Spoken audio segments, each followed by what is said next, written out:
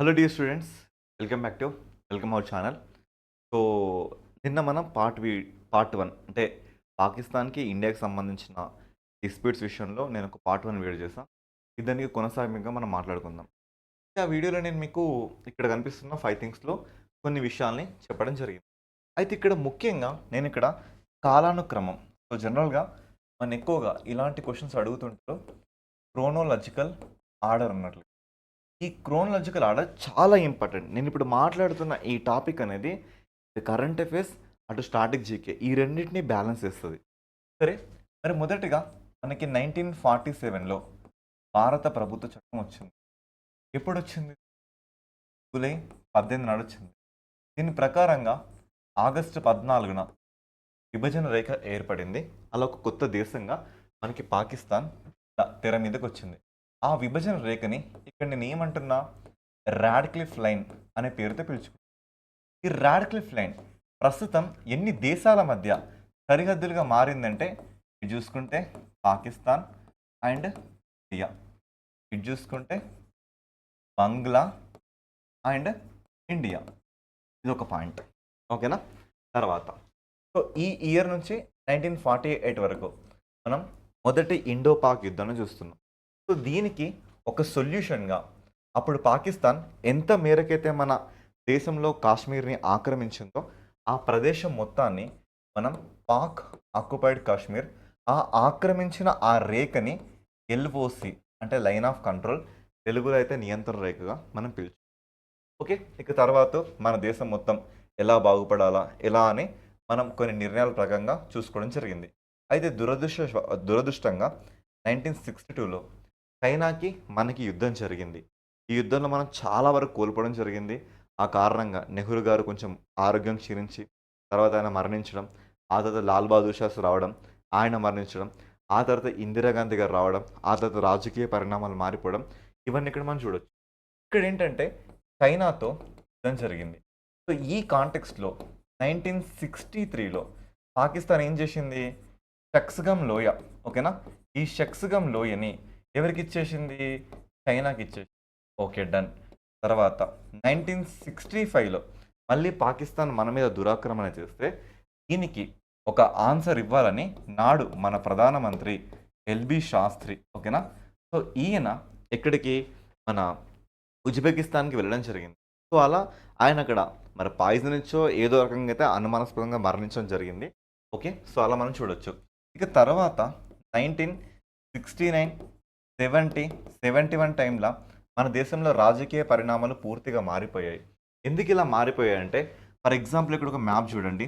దీన్ని ఇండియా, ఇది బంగ్లాదేశ్, ఇది పాకిస్తాన్. ఇప్పుడు మనం చూస్తున్న ఈ బంగ్లాదేశ్ ఒకప్పుడు ఈస్ట్ పాకిస్తాన్గా ఉండేది. ప్రస్తుతం మనం చూస్తున్న పాకిస్తాన్ వెస్ట్ పాకిస్తాన్గా ఉండేది. అయితే ఆంధ్రప్రదేశ్లో తెలంగాణ ఎలా ఏర్పడింది? నీళ్లు, నిధులు, నియామకాలు అండ్ సొంత తెలుగు రాష్ట్రంలోనే సెకండ్ గ్రేడెడ్ సిటిజన్స్గా అక్కడున్న పౌరులు ఫీల్ అవ్వడం జరిగింది. సో అలాంటి ఒక ఇన్సెక్యూరిటీ ఫీలింగ్ కూడా ఇక్కడున్న సిటిజన్స్కి వచ్చింది. ముఖ్యంగా వీళ్ళకి సంబంధించిన బెంగాలీ భాషను కంప్లీట్గా అబాలిష్ చేయడం జరిగింది. ఇలా అనేక కారణాలు, రిజర్వేషనే కానీ, పొలిటికల్ ఇష్యూస్ కానీ, ఏదైనా ఇవన్నీ కారణాల దృష్ట్యా వీళ్ళు ఏంటంటే ఈసారి పొలిటికల్ ఇజం గురించి ఫాలో అయ్యి ఎలా అయినా సరే ఈ ఎలక్షన్స్లో గెలిచి మన బంగ్లాదేశ్ అనే వాదనని పాకిస్తాన్కి వినిపిద్దాం అనుకున్నారు. కోర్స్ అదేవిధంగా పుట్టుకొచ్చిన పార్టీని మనం ఇక్కడ అవామీ లీగ్ పార్టీ అనే పేరుతో మనం పిలుచుకుంటాం. మరి దీనికి ఎవరి హెడ్ అంటే ప్రస్తుతం మనం చూస్తున్నాం షేక్ హసీనా గల్లా వాళ్ళ నాన్నగారు షేక్ ముజిబర్ రెహమాన్ అని ఆయన ఉంటారు. సో ఆయన దీనికి ప్రాతినిధ్యం వహించడం జరిగింది. అయితే సరే, ఈ పార్టీ అధికారంలోకి వచ్చినా కూడా సో ఆ పార్టీకి అధికార పగ్గాలు ఇవ్వలేకపోవడం వల్ల ఈసారి వాళ్ళు ప్రత్యేక బంగ్లాదేశ్ అనే ఒక కొత్త దేశం ఏర్పడాలని ఒక నినాదాన్ని బయటకు తీసుకురావడం జరిగింది. సో ఈ నినాదానికి మన ఇండియా కూడా సహకరించడం జరిగింది. అలా సహకరించడం వల్ల అప్పుడు పాకిస్తాన్ ఆ బంగ్లాదేశ్ మీద ఆపరేషన్ సర్చ్లైట్ అనే ఒక డెత్ వారెంట్ని ఇష్యూ చేయడం జరిగింది. ఇందులో ఇండియా ఇన్వాల్వ్ అవుతుందని మన ఇండియన్ ఎయిర్ బేసెస్ మీద ఆపరేషన్ చెంగిస్ ఖాన్ అనే ఒక ఆపరేషన్ జరిపి మన ఎయిర్ బేసెస్ని డిస్ట్రాయ్ చేయడం జరిగింది. అప్పుడు ఇందిరాగాంధీ ఒక నిర్ణయానికి వచ్చింది, ఇక యుద్ధం అనేది అఫీషియల్గా స్టార్ట్ అయింది అని ఆవిడ చెప్పడం జరిగింది. సో వాళ్ళు అన్ని రోజులు చేసిన ఆ యుద్ధాన్ని మన ఇండియా కేవలం పట్టుమని 13 రోజుల్లో దాన్ని ఫినిష్ చేసేసింది. ఓకేనా? సో, ఆ యుద్ధ దాఖలాలు ఇక్కడ మనం చూసుకుంటే మనం డిసెంబర్ 3 నుంచి డిసెంబర్ 16 వరకు ఆ యుద్ధం మొత్తం కంప్లీట్‌గా అయిపోయింది. ఈ టైంలో మన ఇండియా చేపట్టిన కొన్ని ఆపరేషన్‌లు కూడా చాలా ఇంపార్టెంట్. అందులో ముఖ్యంగా ఆపరేషన్ ట్రైడెంట్ గాని, ఆపరేషన్ పైథాన్ గాని, ఆపరేషన్ కాక్టస్ లిల్లీ లేదా మేఘనా హేలీ బ్రిడ్జ్ అని దాన్ని మనం పిలుచుకుంటాం. అవన్నీ ఆపరేషన్స్ ఇక్కడ జరిగిపోయాయి. సో, దీనికి ఒక కొనసాగింపుగా, ఒక ముగింపుగా 1972లో మన ఇందిరాగాంధీ షిమ్లాకి సో, అప్పటి వాళ్ళ ప్రధానమంత్రి భుట్టోని పిలవడం జరిగింది. ఆ సిమ్లాలో ఒక అగ్రీమెంట్ చేసుకున్నారు. దాన్ని సిమ్లా అగ్రీమెంట్ అని మనం పిలుచుకుంటాం. ఓకే. తర్వాత మనం చూసుకుంటే 1984లో ఆపరేషన్ మేఘదూత్ ఓకేనా? ఈ ఆపరేషన్ మేఘదూత్ ప్రకారంగా జమ్మూ కాశ్మీర్‌లో ఉన్న ఉగ్రమూకల్ని తరిమికొట్టే ఒక ఆపరేషన్‌ని ఇక్కడ మనం చూస్తున్నాం.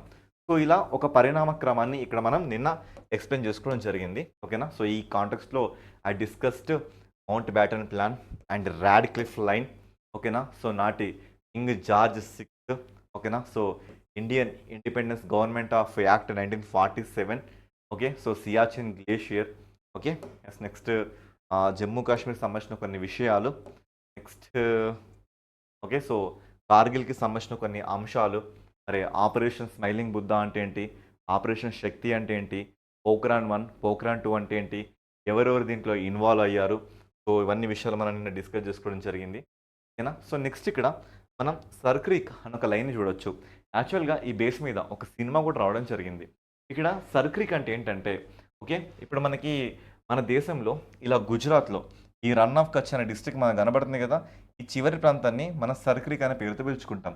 ఈ సర్క్రీక్ అనేది మన దేశం అండ్ పాకిస్తాన్‌ల మధ్య ఒక విభజిత ప్రాంతంగా ఉంటుంది. ఈ ప్రాంతం దాటిపోతే ఓకేనా? సో, అది పాకిస్తాన్ టెరిటరీ కిందకొచ్చి జనరల్‌గా ఈ 'తండేల్' అనే మూవీలో ఆ హీరోని మన కరాచీ జైల్‌లో పడేయడం జరుగుతుంది. ఓకే. అలా మీరు అక్కడ చూడొచ్చు. సో, ఈ సర్క్రీక్ వివాదం ఏంటంటే యాక్చువల్‌గా ఈ సర్క్రీక్ ఇండియాది కాదు. ఇది మాదే అని వెరీ రీసెంట్‌గా పాకిస్తాన్ ఒక ఆర్గ్యూ చేయడం జరిగింది. అది మీది కాదు అనే ఒక అంశంతో ఇది మళ్ళీ మనకి కరెంట్ అఫైర్స్‌లో కనబడుతుంది. సో, ఆ రకంగా ఈ సర్క్రీక్‌ని కూడా ఒకసారి మీరు గుర్తుపెట్టుకోవాల్సిన అవసరం ఉంది. సర్క్రీక్ ఎక్కడున్నావంటే నీ సమాధానం ఏంటి? నువ్వు గుజరాత్‌లో ఉన్నా అనే విషయాన్ని మీరు చెప్పాల్సి ఉంటుంది. ఓకేనా? నెక్స్ట్ సో, తర్వాత 1960లో ఇక్కడ మనం ఇంకొక విషయాన్ని చాలా క్లియర్ కట్‌గా అబ్జర్వ్ చేయొచ్చు. 1960లో అది కూడా సెప్టెంబర్‌లో ఓకేనా? సో, 1960 మనకి సెప్టెంబర్ 19న ఇక్కడేం జరిగిందంటే సింధు జలాల ఒప్పందం జరిగింది. జనరల్‌గా మనకి సింధు నది ఎలా వస్తుంది? సో, దీని పేరు సింధు ఓకే. ఎక్కడ స్టార్ట్ అవుతుంది? మనకి మానస్ సరోవర్‌లో పొఖర్చు అనే ఈ గ్లేషియర్ వద్ద మనకి స్టార్ట్ అవుతుంది. దీని డైరెక్షన్ మనకి ఇలా ఉంటుంది. అంటే పైనున్నవి రైట్ సైడ్ ట్రిబ్యూటరీస్, కిందున్నవి లెఫ్ట్ సైడ్ ట్రిబ్యూటరీస్. అంటే ఎడమ వైపు ఉపనదులు, కుడివైపు ఉపనదులు. ఓకే. సో, ముఖ్యంగా ఇవి మనకి ప్రిడామినెంట్‌గా చాలా ఇంపార్టెంట్. ఈ కాంటెక్స్ట్‌లో మొదటగా నేను చూస్తే జీలం నది కనబడుతుంది. సెకండ్ ఫేజ్‌లో చూసుకుంటే చీనాబ్ నది కనబడుతుంది. థర్డ్ ఫేజ్‌లో చూసుకుంటే రావి రివర్ కనబడుతుంది. ఫోర్త్ ఫేజ్‌లో చూసుకుంటే సట్లెజ్ కనబడుతుంది. ఇక్కడ ఫిఫ్త్ ఫేజ్‌లో చూసుకుంటే బియాస్ కనబడుతుంది. దీని పేరు జీలం, దీని పేరు చీనా, దీని పేరు రావి, దీని పేరు బియాస్, దీని పేరు సట్లెజ్. ఓకేనా? ఇలా నదులు కనబడుతుంటే ఈ నదుల్ని అకార్డింగ్ టు దిస్ అగ్రిమెంట్ దీన్ని ఎలా విభజించారంటే వెస్ట్ ఫ్లోయింగ్ రివర్స్ అని, ఈస్ట్ ఫ్లోయింగ్ రివర్స్ అని. ఈస్ట్ ఫ్లోయింగ్ రివర్స్‌లో చూసుకుంటే మనకి రావి గానీ, బియాస్ గానీ, సట్లెజ్‌లు గానీ ఇవి భారత్‌కి వచ్చేలాగా, వెస్ట్ ఫ్లోయింగ్ రివర్స్‌లో చూసుకుంటే ఇండస్ గానీ, జీలం గానీ, చీనాబ్ గానీ పాకిస్తాన్‌కి వెళ్ళే విధంగా ఇలా ఈ వాటర్ రేషియోని 80:20 అంటే 80 పార్ట్స్ ఏమో పాకిస్తాన్‌కి, ఆఫ్టర్ ఆల్ 20 పార్ట్స్ ఏమో ఇండియాకి వచ్చే విధంగా నాడు ఈ డీల్‌ని వరల్డ్ బ్యాంక్ కుదిర్చడం జరిగింది. ఈ వరల్డ్ బ్యాంక్ కుదిర్చిన ఈ ప్రోగ్రాంలో ఇన్వాల్వ్ అయిన ప్రధానమంత్రులు ఒకటి మన దేశం నుంచి జవహర్లాల్ నెహ్రూ గారు, వారి దేశం నుంచి ఆయూబ్ ఖాన్ గారు. సో, వీళ్ళిద్దరి మధ్యలో జరిగింది. సో, దీని మీద కూడా చాలాసార్లు క్వశ్చన్స్ ఫ్రేమ్ అవ్వడానికి మనకి ఛాన్స్ ఉంటుంది. నాడు అగ్రిమెంట్ తాలూకా ఫోటోస్‌ని ఇక్కడ మీరు చూడొచ్చు. ఆ అగ్రిమెంట్ ఓకేనా? సో, జవహర్లాల్ నెహ్రూ గారు. ఓకే. సో, దాంతో పాటుగా 2 దేశాల మధ్యలో మనకి వివాదాస్పదమైన అంశాలలో ఈ బాగ్లిహార్ ప్రాజెక్ట్ అని ఒకటి ఉందండి. యాక్చువల్‌గా చీనాబ్ మీద ఈ ప్రాజెక్ట్ మనకి లొకేట్ అవుతుంది.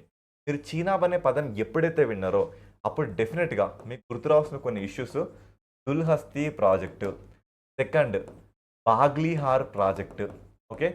Third Salal project. ఇక దీనికైతే లెక్కలేదండి. కొన్ని వందల సార్లు ఈ అంశాన్ని ఎగ్జామ్స్‌లో అడగడాన్ని మనం చూడొచ్చు. ఓకేనా? సో, అలా ఇక్కడ మీరు చూడొచ్చు. Okay. So, Kishan Ganga project అని మనకిది జీలం రివర్ మీద, రాటెల్ ప్రాజెక్ట్ చీనాబ్ రివర్ మీద, తుల్పుల్ ప్రాజెక్ట్ ఇది డైరెక్ట్ జీలం రివర్ మీద, నెక్స్ట్ షాపూర్ కండి ప్రాజెక్ట్ ఇవి వచ్చేసి మనకి రావి రివర్ మీద కనబడుతున్నవి. ఓకేనా? సో, ఈయనండి ఇంతకుముందు నేను మాట్లాడిన షేక్ ముజిబర్ రెహమాన్ గారు. ఓకేనా?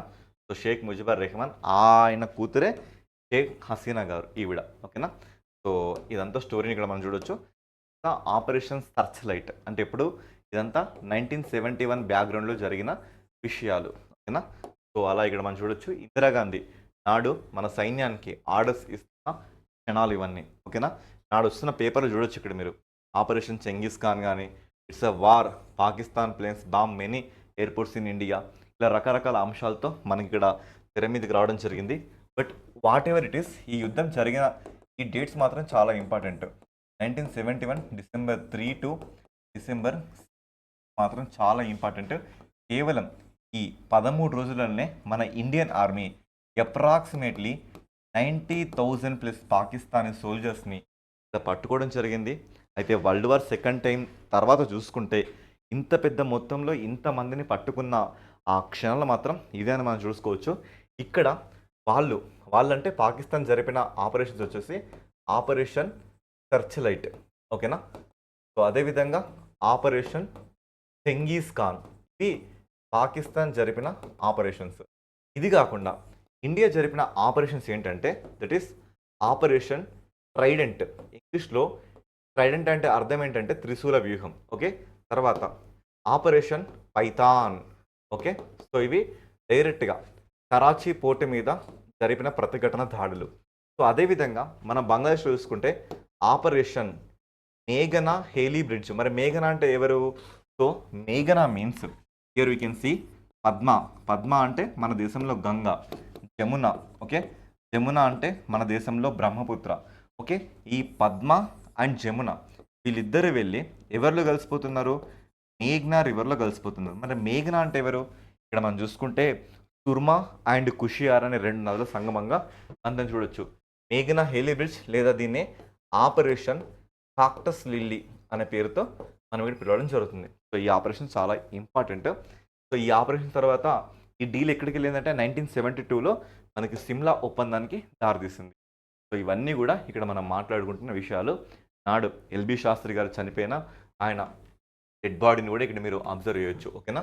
సో, ఫైనల్గా నేను చెప్పేది ఏంటంటే ఇక్కడ రాసిన ఈ 9 అంశాలు ఎవ్రీ టైం 100కి 200% క్వశ్చన్ కన్ఫామ్గా మన అడుగుతున్నారు. ఓకే. ఇక ఫైనల్గా this is a summary. Okay. ఇప్పుడు నేను మీతో సమ్మరీ మాట్లాడుతున్నా. ఈ సమ్మరీ ఏంటంటే మొదటగా ఇండస్ వాటర్ ట్రీటీ ఎప్పుడు జరిగింది? 1960 సెప్టెంబర్ 19. ఆపరేషన్ రిడిల్ ఇదేంటి?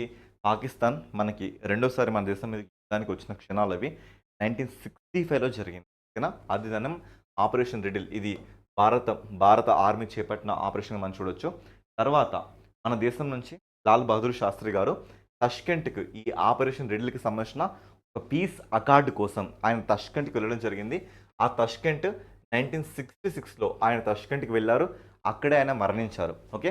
ఇక 1971 అంటే ఇక్కడ మీరు ఏం చూసినా కూడా మీకు బంగ్లాదేశ్కి సంబంధించిన ఒక ఉద్రిక్త వాతావరణాలు కనబడుతుంటాయి. ఇక్కడ వాళ్ళ దేశం అంటే పాకిస్తాన్ చేసిన ఆపరేషన్ సర్చ్ లైట్, తర్వాత ఆపరేషన్ చెంగిస్ ఖాన్, తర్వాత ఇండియా జరిపిన operation trident, operation python, operation cactus lily or operation మేఘనా హేలీ బ్రిడ్జ్. సో, దీని ప్రకారంగా డిసెంబర్ 16 నాడు ఇండియా ఒక కొత్త దేశానికి జన్మనివ్వడం జరిగింది. అందుకే చరిత్రలో ఆ రోజుని మనం విజయ్ దివాస్గా సెలబ్రేట్ చేసుకుంటున్నాం. మళ్ళీ విజయ్ దివాస్ అంటే మీకు ఆపరేషన్ విజయ్ వేరు, విజయ్ దివాస్ వేరు, కార్గిల్ విజయ్ దివాస్ వేరు. ఈ 3 వేరువేరండి. ఈ 3 ఒకటి కాదు. ఓకేనా? ఎస్. తర్వాత మనం చూసుకుంటే సిమ్లా ఒప్పందం, ఆ తర్వాత ఆపరేషన్ మేఘదూత్, ఇక చివరగా 1998లో మన రెండోసారి Pokhran 2 test or nuclear test second జరిపిన తర్వాత లాహోర్లో పాకిస్తాన్ మన దేశాన్ని శాంతి చర్చలకు పిలవడం జరిగింది. దాని చరిత్రలో లాహోర్ అకార్డ్ 1999కి పిలుస్తారు. తర్వాత అంటే ఈ అకార్డ్ జరిగిన తర్వాత పాకిస్తాన్ ఆర్మీ మన దేశం మీదకి యుద్ధానికి రావడం జరిగింది. ఆ యుద్ధానికి ప్రతిఘటనగా మన దేశంకి సంబంధించిన ఎయిర్ ఫోర్స్ విభాగం చేపట్టిన ఆ ఆపరేషన్‌నే ఆపరేషన్ సఫేద్ సాగర్ అనే పేరుతో పిలుచుకుంటాం. అంతెందుకండి వెరీ రీసెంట్‌గా మనకి టాలీవుడ్ అండ్ కోలీవుడ్, బాలీవుడ్‌లో ఒక హీరో 'సిద్ధార్థ్' అని ఒక హీరో మీకు 'బొమ్మరిల్లు' సినిమాతో చాలా ఫేమస్ ఆ వ్యక్తి. సో, ఆ 'సిద్ధార్థ్' కూడా వెరీ రీసెంట్‌గా ఒక వెబ్ సీరీస్ తీసిండు. ఆ వెబ్ సీరీసే 'ఆపరేషన్ సఫేద్ సాగర్' ఒక వెబ్ సీరీస్ చేశాడు. చూడండి చాలా బావుంటుంది ఆ వెబ్ సీరీస్ కూడా. సో, అది 'ఆపరేషన్ సఫేద్ సాగర్'. ఇది 1999లో జరిగింది. చివరగా 'కార్గిల్ విజయ్ దివాస్'. సో, ఈ దెబ్బతో జూలై 26న ఉగ్రమూకలు మొత్తాన్ని మన దేశం నుంచి తరిమికొట్టడం జరిగింది. నేను రాసిన ఈ మాత్రం very, very, very, very, very important. కావాలంటే కాస్త సైడ్‌కి రిమూవ్ అవుతున్నా. వీలైతే ఒక స్క్రీన్ షాట్ తీసుకొని వాటిని మళ్ళీ నోట్స్‌లో నోట్ మేకింగ్ చేసుకోనికి ట్రై చేయండి. ఓకేనా? So, thank you guys. Content నచ్చితే మాత్రం డెఫినెట్‌గా లైక్ చేయండి. సో, లైక్ చేయగానే పక్కన మీకు హైప్ అని ఒక ఆప్షన్ కనబడుతుంది. డెఫినెట్‌గా అది కూడా ఇవ్వండి. అండ్ ఇప్పుడే కొత్తగా మన ఛానల్‌కి వస్తే మాత్రం సబ్స్క్రైబ్ చేసుకోవడం అస్సలు మర్చిపోకండి. అండ్ ఇలాంటి అంశాలు ఎందుకు మీకు వివరిస్తున్నా అంటే ముఖ్యంగా సబ్ ఇన్స్‌పెక్టర్ గానీ, పోలీస్ కానిస్టేబుల్ గానీ, అది ఏపీ గానీ, తెలంగాణ గానీ ఎప్పుడైనా గూడా ఇలాంటి క్వెషన్స్ మీద డెఫినిట్‌గా ఒక క్వెషన్ ఇటీవలి కాలంలో మనం ప్రతిసారి అబ్జర్వ్ చేస్తున్నాం. ఆ కాంటెక్స్ట్‌లో ముందస్తు జాగ్రత్తగా నేనే కంప్లీట్ ఇన్ఫర్మేషన్ గెదర్ చేసి నేను మీకు ఇవ్వడం జరుగుతుంది. ఓకేనా? So, this is the class about today. And next క్లాస్‌లో ఇంతకంటే మోర్ అండ్ ఇంపార్టెంట్ అర్థం మళ్ళీ కలుసుకుందాం. Signing off. This is Shravan sir. Thank you.